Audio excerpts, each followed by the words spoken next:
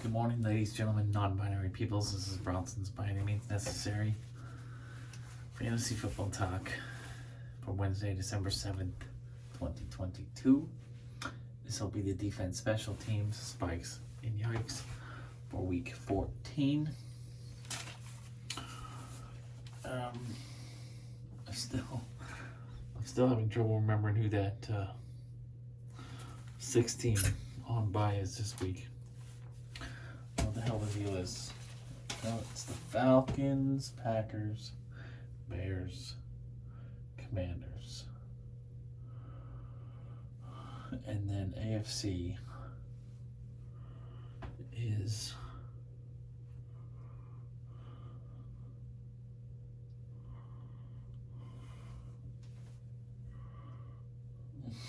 I can't remember the other one. No, I only remember 4. Oh well.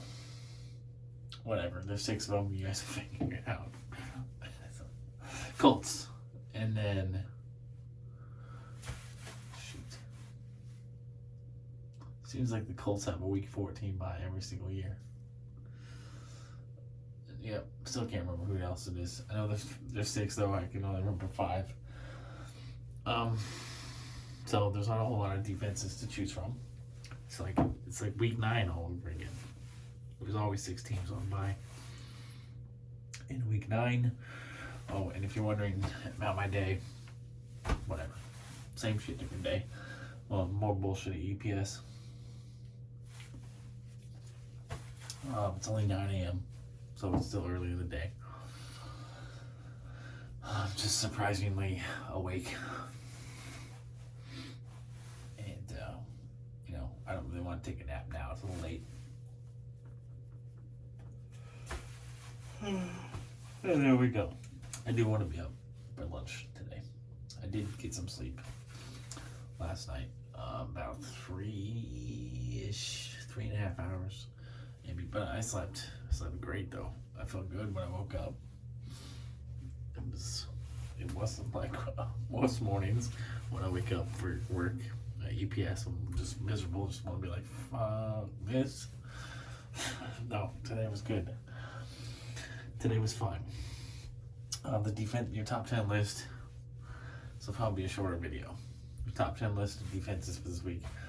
At number 1, we got the Cowboys versus the Texans. I mean, pretty self-explanatory there. Cowboys are an elite fantasy defense. Texans are bad. Davis Mills is supposed to be back starting for this game for the Texans, but it doesn't really matter. 2, we got the Ravens defense against the Steelers in Pittsburgh. 3, we got the Eagles defense against the Giants in New York or in New Jersey. 4, we got the Raiders defense at the Rams. Rams are bad, so that explains why the Raiders defense is top 5. 49ers defense versus the Buccaneers in San Francisco. 6, we got the Chiefs defense at the Broncos. We all know what a horror story the Broncos offense is this season. 7, Cardinals defense versus the Patriots. 8, we got the Patriots defense against the Cardinals. 9, we got the Seahawks versus the Panthers. And then 10, we got the Bills defense versus the Jets. So I'm pretty okay with this top 10 list. I don't have any faith in the Raiders defense, but against the Rams, I suppose they're pretty appealing. And then the Chiefs, a little bit higher than normal because they're facing the Broncos. So both the Raiders and Chiefs will be really good streamers for the week. But I do have a couple of spikes. I think the 49ers defense at 5 against Tom Brady and the Buccaneers is a little high. I know the 49ers defense is good. And I know the Tampa offense has definitely been struggling this year, but as much as I think Tom Brady's old and needs to retire, he's not that bad yet to where a defense that's playing against him is going to be a top 5 play. It's not like we're dealing with the Saints defense here where he always seems to struggle against. I think he's going to have a decent enough day. Tampa Bay offense is going to have a decent enough day to kind of limit what the 49ers defense is able to do. I don't think there's going to be a lot of turnovers. I think they're going to score enough points. 49ers are not super high, not in top 5 on my list. And then the Bills defense against Mike White and the Jets. Oh, that's a little rough. I think Mike White has proven that he's pretty good, pretty solid. The Jets offense has proven to be pretty solid with Mike White. Jets are a legitimate team this year. I know the Bills are a good defense, but I would probably put them outside my top 10 this week, just because I think there's a couple of defenses a little bit lower in the rankings who I would put ahead of them. Starting with the Tampa defense, which is right outside the top 10. They're at 11. They're a top 10 defense overall this year, and they are facing Brock Purdy in what will be his first career start. So that's kind of an intimidating first start for a guy like Brock Purdy. I am a Brock Purdy believer. I thought he was a fantastic quarterback in college. I don't understand why he fell to the very last pick of the draft in the 7th round. I think he went out and proved that he can play last week with no real preparation.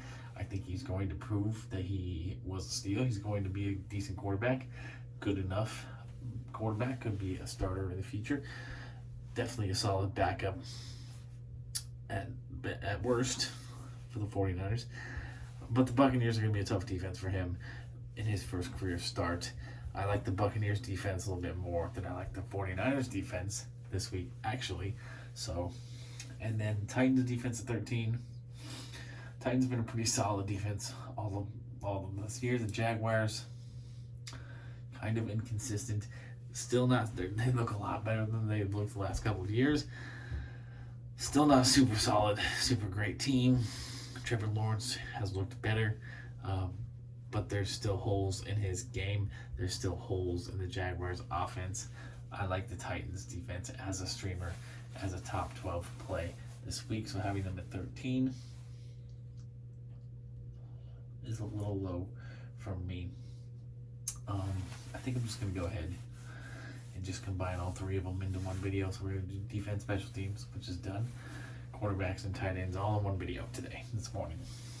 Why not? Nothing better to do right now. So let's move on to the quarterbacks, your top 10 list for the week. We got Jalen Hurts at number 1 against the Giants.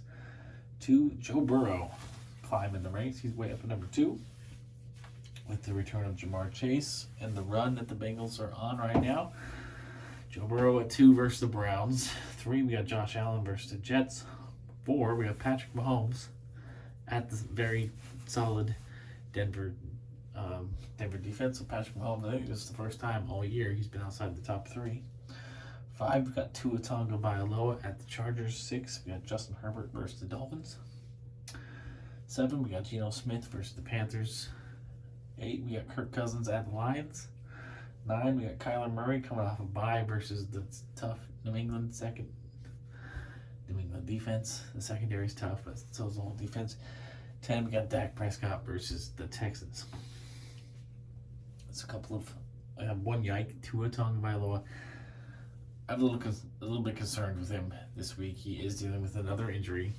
He's often injured. He's very talented. He's proven that this year. Mike McDaniel has set him up. The Dolphins have set him up for success, which is something they never did under Brian Flores.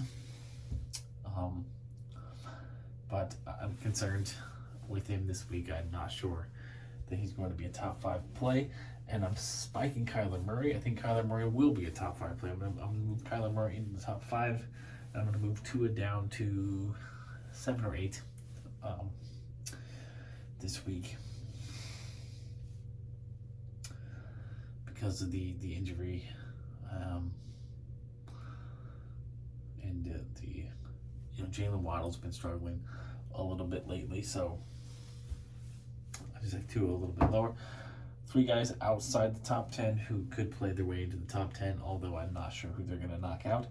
Derek Carr at 15, he's on a nice little roll over the last month. He hasn't scored less than 16 points in his last 4 starts. And the Raiders are on a little bit of a roll as well, kind of looking a little reminiscent of how they finished last season. And then it's 13. have Jared Goff. He's in a pretty favorable matchup against my Vikings at home this week. Trading TJ Hawkinson has actually seemed to help this Lions offense. DeAndre Swift is back healthy, which is going to change this offense for the better. And Jameson Williams is now healthy and out there, which is going to add a game changer to the offense. I like the Lions are actually favored in this game, which is astounding to me. I hope they don't win. I don't think they're going to win, but they're on a nice roll, and I do root for the Lions. Lions are the one NFC North opponent, rival that I don't hate. So, because there's no reason to hate them. They haven't really ever won the division. They don't win in the playoffs.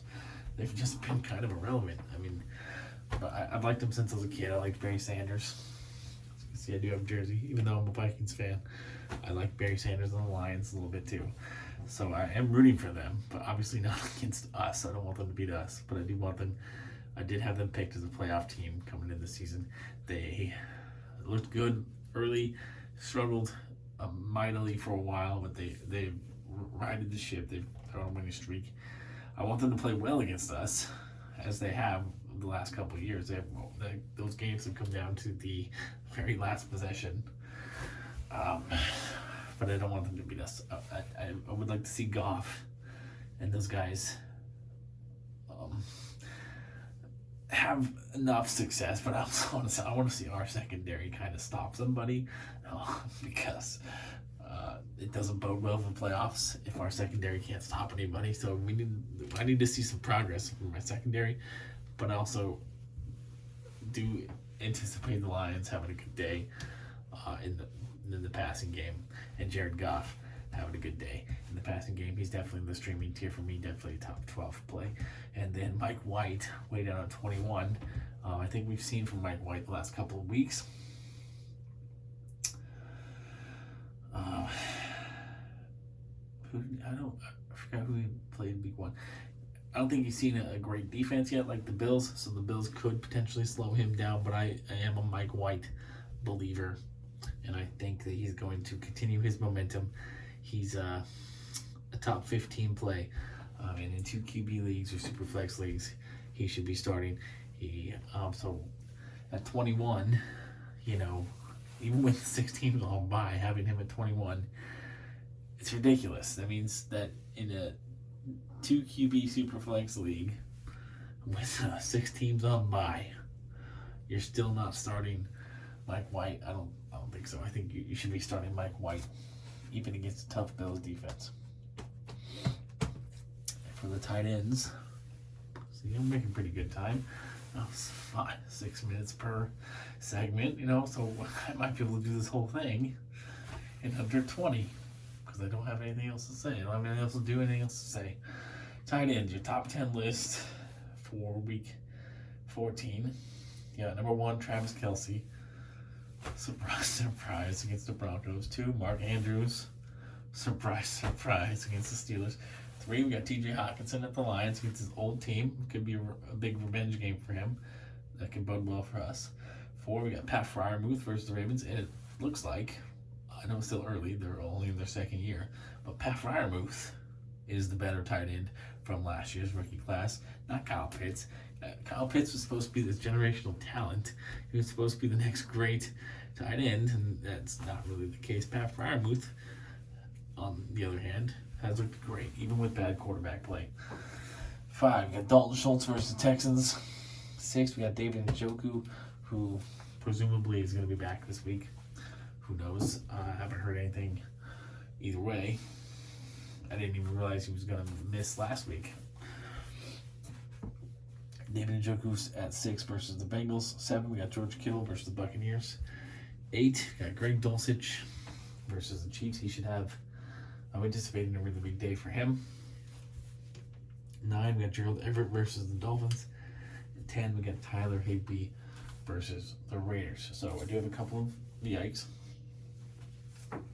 Starting with David Njoku, I don't think, obviously he's not 100% healthy. Obviously he wasn't 100% healthy when he came back because he played a week. And then he missed last week. So will he play this week or not? It's only Wednesday. We're not sure yet. And if he does, I don't think he's going to be 100%. He does have a good matchup against the Bengals.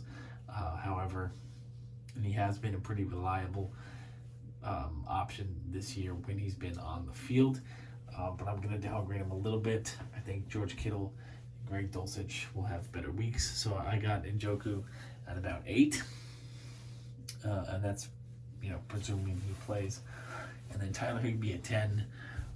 No matter how many injuries the Rams are dealing with right now, terrible quarterback play, and just the lack of production that we've seen Tyler Higbee over the last couple of weeks suggests that things aren't going to get better for him this week. So he's outside my top 10. 3 guys outside the top 10 who could play their way into the top 10 and knock Tyler Higbee out of that top 10. Somebody's going to do it. Higbee's not, probably, I shouldn't say he's not. But I do like to be right. I would like to be right. I would like Higbee to not have a good day, so I can be right. Someone is going to have to take that 10th spot. My 3 best bets: Daniel Bellinger at 14 for the week versus the Eagles. I feel like the Giants are going to have to throw the ball a lot to keep up. Daniel Bellinger, this might be a week where he gets back in the end zone. He is seeing 5+ targets a week. It's a pretty big, decent sized target share. So Daniel Bellinger could be that guy. Or it could be Trey McBride. Cardinals coming out of a bye. Maybe they've found a way to incorporate him into the offense a little bit more like they did with Zach Ertz. I don't know, that he seems like a dart throw, I think, because Marquise Brown's healthy now. Rondale Moore presumably is going to be back this week, so they do have their top 3 wide receivers. But Trey McBride should be a goal line option, a top goal line option for the Cardinals against the Patriots here. So Trey McBride could luck into a touchdown, which would put him in probably like the top 15, maybe top 12 for tight ends for the week. And then a guy who's not even ranked, which I really don't understand, especially in a week with 6 buys, Cade Otton. He's clearly the number 1 guy in Tampa Bay, whether Cameron Brate plays or not. Cameron Brate's irrelevant for fantasy purposes. Cade Otton is looking like a very trusted target of Tom Brady. Tom Brady's always loved his tight ends his entire career. Back when I think the Patriots still had Ben Coates, and then Ben Watson, Rob Gronkowski, Aaron Hernandez, and then Gronkowski in Tampa, Cameron Brate for whatever reason, it's kind of fallen out of favor. But now it's Cade Otton. So Cade Otton's only ascending, only trending up in my opinion. He did have 5 catches last week. I know it was only 26 yards, but 5 catches and a touchdown. That's pretty good numbers for a tight end. So I don't get why he's outside the top 25. He's not injured. Cameron Brate is on the list. He's at like 21 or something. I don't get it. So I have Cade Otton way higher than Cameron Brate. Cameron Brate's the guy who should not even be ranked in the top 25. Cade Otton, for me, is like a top 15 play, and he's outside the top 25. So I don't know what the disconnect is. I don't know what I'm missing. But Cade Otton could definitely be a streamer for you if you're a little hard up this week with, I'm trying to think, Kyle Pitts is out, Jelani Woods not super relevant, Robert Tonyan not super relevant like I thought he would be. Cole Kmet's on bye this week. Who's the other damn teams? I forgot them again already.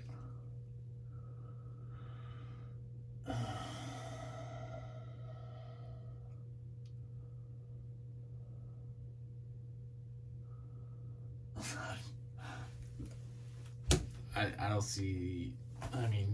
I would roll Cade Otton over Tyler Higbee this week. So, and Tyler Higbee's a top 10 play according to the experts. So, whatever. But I want to keep this at 20 minutes or under, so peace, love, and nacho fries.